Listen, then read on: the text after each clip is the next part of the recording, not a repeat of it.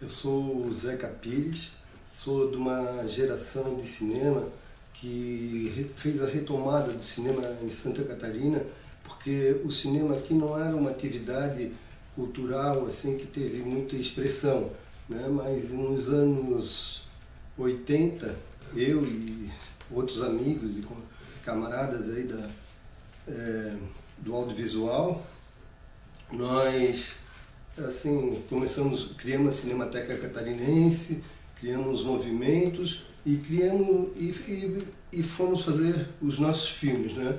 Criamos condições, né? Politicamente a gente agitou assim o meio cinematográfico catarinense, né? Que daí fizemos leis, editais, né? Cursos de graduação. E esse contexto assim foi vindo outras gerações, foi um lance que foi crescendo, né?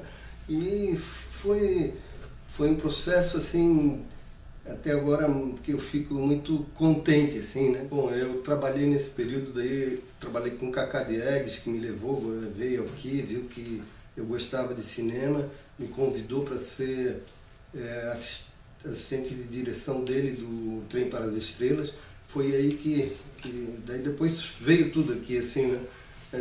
Então o Cacá teve essa participação. Também fui diretor assistente do Silvio Bach em 2 filmes. O Silvio Bach tem uma filmografia que eu admiro muito, como pessoa também, os dois.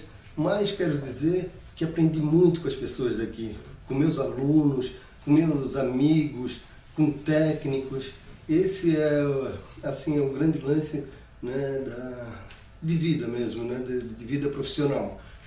Essa troca com o pessoal daqui, esse crescimento, né? E daí nós criamos a Mundo Imaginário, que é uma produtora que eu participo, e a Mundo Imaginário já tem 27 anos. Então eu sou praticamente, a maioria dos filmes da Mundo Imaginário foram dirigidos por mim, né?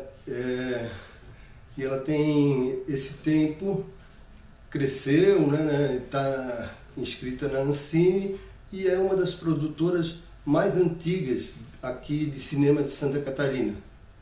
Os meus filmes, eles têm uma relação com a ilha de Santa Catarina, com Santa Catarina, né, com a cultura popular. Esse é o meu interesse, né, daqui para o mundo, e a cultura popular, né? Então, dentro desse espectro, foi assim, os filmes que eu consegui realizar nesse período, né? Tem Farra do Boi, Festa do Divino, Ponte Hercílio Luz, e até chegar no meu primeiro longa, que é assim, solo, né, que é A Antropóloga. A Antropóloga conta, né, da nossa colonização, uma antropóloga que vem dos Açores e quer pesquisar, né, uma etnobotânica, e pesquisar as ervas que curam na costa da lagoa. Então, esse é o Antropóloga. E depois eu fiz também, que é um dos meus longas que rodou bastante aqui por Santa Catarina e pelo Brasil, o Anauê, um documentário, né, sobre o nazismo e o integralismo na região de Blumenau, que eu estreiei na abertura do FAM de 2016. Parece até prevendo, né, tudo isso que está acontecendo com o país. Então, esse longa que eu estou propondo, né, O Aviador Francês, há muito tempo que eu já venho com esse tema, assim, que ele vem me cutucando, assim, né, que é a questão da passagem do Antoine Saint-Exupéry por Florianópolis, né? Isso é questionado, porque dizem que aqui, claro, era um ponto de abastecimento dos aviões da Latécoère, né? Mas é questionado se o Saint-Exupéry teve aqui ou não. Mas para mim é provado que ele esteve aqui, mas o que me interessa mesmo é o que ficou no imaginário das pessoas, né? A rua principal do Campeche, eu morei 6 anos no Campeche. A rua principal do Campeche é Pequeno Príncipe, é Zé Perry, isso está tudo assim no imaginário das pessoas e no meu, né? E em cima disso eu resolvi, eu criei esse filme. E engraçado que me lembra do Herzog, o Herzog em Fitzcarraldo, né? Porque Fitzcarraldo era um filme que ele fez na Amazônia e era Fitzgerald, Mas daí o pessoal da localidade falava, não conseguia pronunciar direito, falava Fritz Geraldo, e ele não teve dúvida, botou o título do filme dele. Então aqui também, né? Antoine de Saint-Exupéry virou Zé Perry para os pescadores. Nessa trajetória, assim, né, desse tema, quando eu dava aula na Unisul, os meus alunos fizeram um documentário Zé Perry no Campeche, assim, né? Claro, animados por mim, né, pela minha ideia, eles fizeram um curta muito legalzinho, assim, que ganhou então um prêmio em Gramado de melhor vídeo universitário, né? E então é um tema muito recorrente para mim.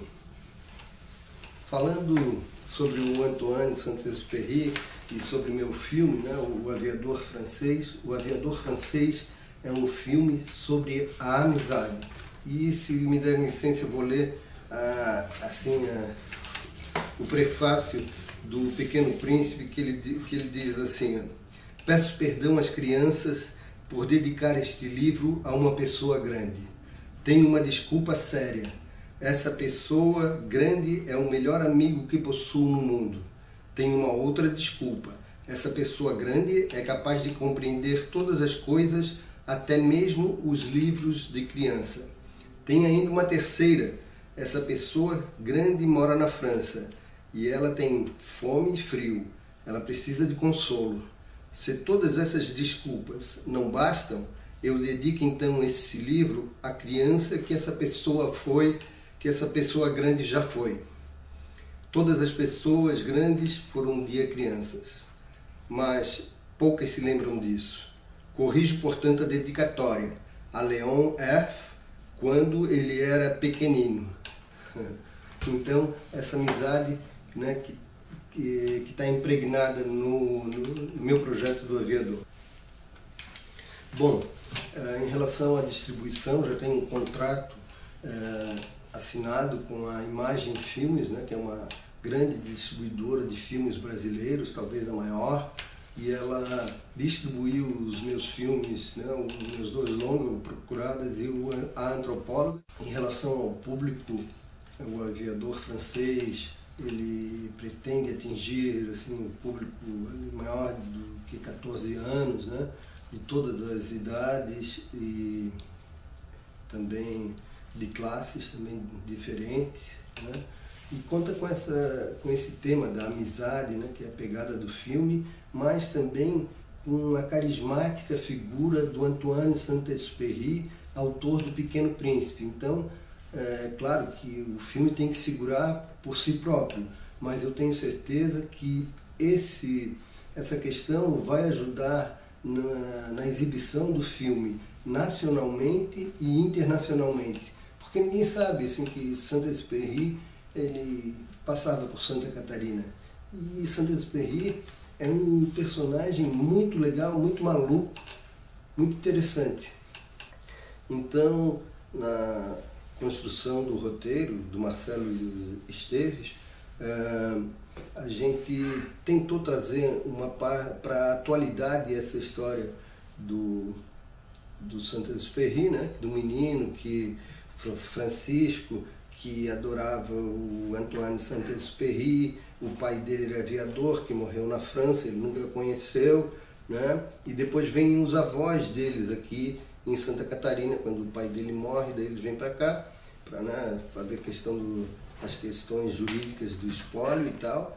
E na primeira parte ele vem de Chapecó para Florianópolis, e na segunda parte é uma parte assim, que dá ao diretor assim, uma possibilidade grande assim, de criação, de viagem, porque quando é coisa lúdica, quando ele encontra o Antoine aqui na ilha.